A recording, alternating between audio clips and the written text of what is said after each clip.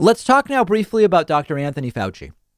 Dr. Fauci has finally had enough and is now straight up saying the Trump campaign is harassing me.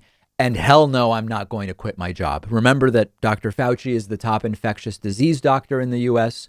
He's been increasingly sidelined and ignored by the Trump campaign. He was pulled out of the public eye after being in it early in the pandemic. He was blocked from doing TV interviews by the Trump administration.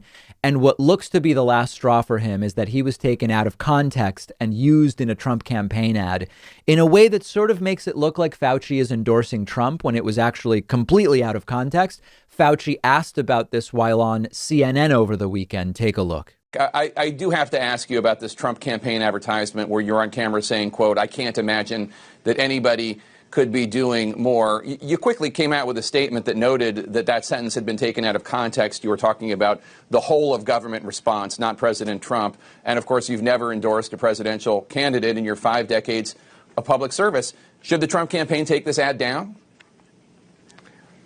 You know, I think so, Jake. I think it's really unfortunate and really disappointing that they did that. It's so clear that I'm not a political person, and I have never either directly or indirectly endorsed a political candidate.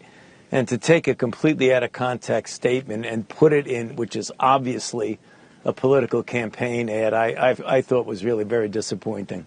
What would you say if I told you I heard that the Trump campaign was actually preparing to do another ad featuring you? You know, that would be terrible. I mean, that would be outrageous if they do that. In fact, that might actually come back to backfire on them. I hope they don't do that, because that would be kind of playing a game that we don't want to play. So I hope they reconsider that. If, in fact, they are indeed considering doing that, I hope that they reconsider and not do that. That mention of it might backfire is something that has raised questions as to whether Fauci is threatening to quit. When Fauci says this might backfire, there were questions, are you threatening to quit? And he has said very clearly he is not threatening to quit. After that interview, Fauci was interviewed by the Daily Beast and asked if he's considering quitting. He said, not a chance, not in my wildest freaking dreams did I ever think about quitting. But he did go on to say that, quote, by doing this against my will, they are in effect harassing me.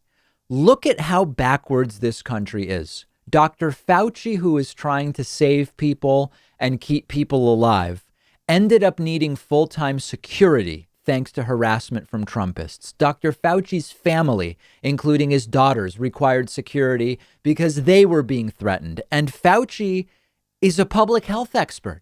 He's being forced to babysit a toddler instead of save lives and to defend his family from attacks with security.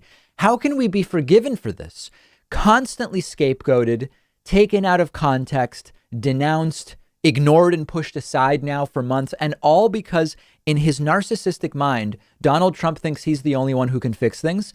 And unfortunately, many of Trump's sycophantic followers agree. When Trump said, well, you know, scientists, I know more than the scientists, many of his followers cheered that. They went right along with it. And one of the things I most look forward to about Joe Biden winning, if he wins, is Dr. Fauci being treated the way he deserves to be treated, coming back to the forefront of speaking to the country in an official capacity about how to manage the pandemic. It would be nice to see Fauci allowed to do what he should be doing, what others in Fauci's position in other countries are being allowed to do. And, you know, these taking Fauci out of context for a campaign ad is the lowest of the low. And it, quite frankly, isn't working. Remember that Dr. Fauci is far more trusted than Trump on the virus. They've been trying to smear Fauci for months. And I guess you could say, well, the delta between Trump's trustworthiness on the virus and Fauci's might be even bigger were it not for the smear campaign.